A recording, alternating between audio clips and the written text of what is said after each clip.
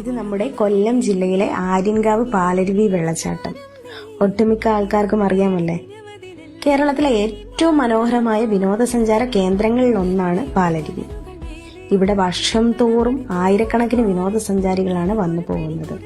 നമ്മുടെ നാടിന്റെ അഭിമാനമാണ് നമ്മുടെ പാലരുവി. എന്നാൽ മഴക്കാലത്തെത്തുന്ന സന്ദർശകർക്ക് മഴ പെയ്യുമ്പോൾ ഒന്ന് കയറി നിൽക്കാനോ ഇവിടെ വിശ്രമിക്കാനോ ഇവിടെ ഒരു ഇടമില്ല. അത് കാരണം വരുന്ന ജനങ്ങൾ ഒരുപാട് പേര് ബുദ്ധിമുട്ടുന്നുണ്ട്.